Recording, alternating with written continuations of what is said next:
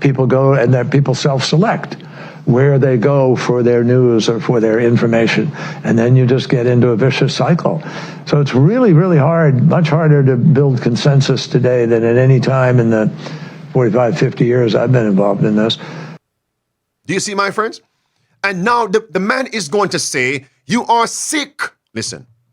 But look, if people go to only one source and the source they go to is sick and, has an agenda and they're putting out disinformation, our First Amendment stands as a major block to the ability to be able to just, hammer it out of existence. So watch these 4 points.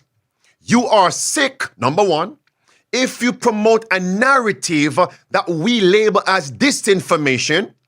Number 3, the First Amendment of the U.S. Constitution is a major block to stop that disinformation. And number 4, he just said what?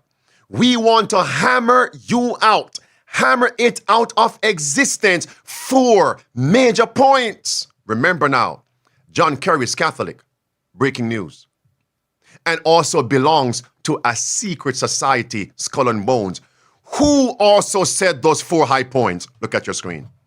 The Pope of Rome. This is Catholic News Service. The Pope says fundamentalism is a sickness. Quote, direct quote, many who believe they possess the absolute truth, they go ahead dirtying the other with calumny, with disinformation and doing evil, end quote. That's a nail in a sure place. That's a nail in their coffin. Pun intended. Skull and bones. Where do you put bones? In coffins, in the earth, in the grave, in the tombs. Skull and bones. You're sick if you promote what we label as disinformation. It's clear now, friends. It's clear. It's clear. Look at this. A second statement from RomeReports.com. You know what? I'm going to move on. Watch this now. And the Pope is saying social media must censor and ban these preachers, ban these talking heads, ban these platforms and channels that we are against because they are against our narrative. Do you remember Martin Luther in the protest and the Reformation of the 16th century? Luther was using what they would have called back then social media.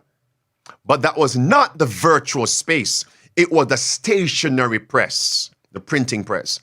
And Popery took over the printing presses through the kings of Europe, through her Jesuits, to silence freedom of speech. Look at it now. And Popery did that through what was called the Inquisition Board. And that board is still intact today, only with a different name. And Henry Kissinger once wrote, religious unity had fractured, flourished with the survival and spread of Protestantism. But watch, the Protestant Reformation destroyed the concept of a world order. Do you see it now? Sustained.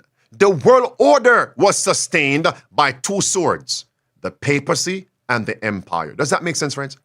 What is the WEF calling for? Klaus Schwab. What is Tedros? I'm going to him right now. WHO calling for world order. What is the UN leader, Antonio Guterres, calling for? A global world order.